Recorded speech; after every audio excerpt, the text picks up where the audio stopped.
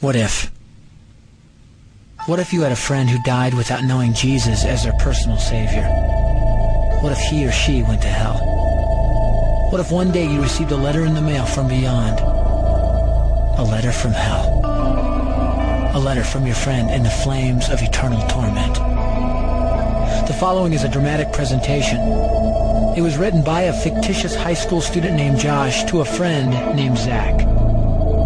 Although Zach had every opportunity to tell Josh about Jesus, he didn't.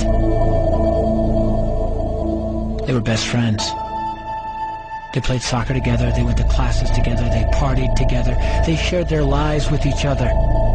But there was one thing Zach held back from Josh: his personal relationship with Jesus Christ. The rest of the story is simple and sad. A few too many beers, a tragic drive home, a crash, a death, a funeral, a letter.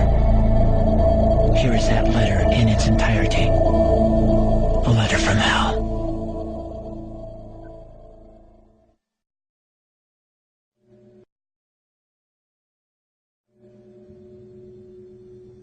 Dear Zach, I died today. It's a lot different than I expected.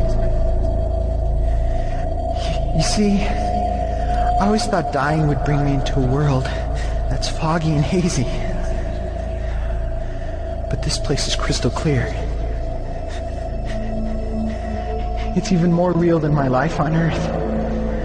I can think. I can talk. I can even feel. Right after the wreck, I could feel my spirit leaving my body. It was the weirdest thing, Zach. I thought I heard you screaming out to me, man. I must have been just imagining things. At first, I was just standing in line, getting registered, I guess. They asked me for my name and began to look in this thing they called the Book of Life. I guess they couldn't find it, though, because this huge angel standing next to me grabbed me by the arm and started dragging me away. I was terrified. I had no idea what was going on. I asked the angel where he was taking me, but he didn't answer. So I asked him again. Finally, he told me that only those whose names were written in the Book of Life could enter into heaven. And the rest would be condemned to hell forever. Man, I was scared. The angel threw me into some kind of holding cell where I've been sitting and thinking for a long, long time. Do you want to know what I've been thinking about? I've been thinking about you. Zach, you're a Christian. You told me so yourself. I mean, we talked about it 3 different times today. Kelly brought it up, and you laughed it off. Coach Adams brought it up, and you changed the subject. I mean, it came up right before the wreck. Well, the question I can't get out of my mind is this, Zach. Why haven't you ever told me about how to become a Christian? I mean, you say you're my friend, but if you really were, you would have told me about this Jesus and told me how to escape this terrible place that I'm headed for. I can feel my heart pounding in my chest. The angels who have been chosen to cast me into hell are coming down the hallway. I can hear their footsteps. I've heard of this hell, Zach. They call it the lake of fire. I can't stand it, Zach. I'm terrified. No, the angels are at the door. Oh no. No! They're coming in and they're pointing at me. They're grabbing me and carrying me out of the room. I can already smell the burning sulfur and brimstone. I can see the edge of the cliff where hell burns. This is it. I am without hope. We're coming closer. Closer. Closer. My heart is bursting with fear.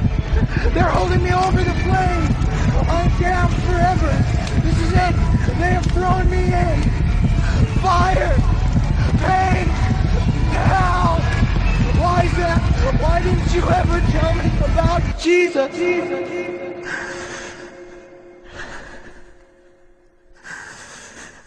Signed, your friend, Josh. Your friend, Josh. P.S. Welcome. Wish you were here. Wish you were here. Wish you were here. Wish you were here. Wish you were here. Wish you were here. Wish you were here.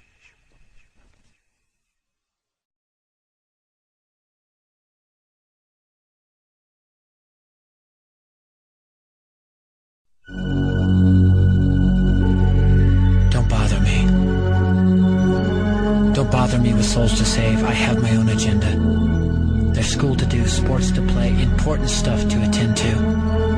Don't bother me with my friend at work. He's got his own religion. I don't have time to change his mind. He'll make his own decision. Don't bother me with that little girl, the girl playing in the street. She's much too young to understand that the savior she can meet.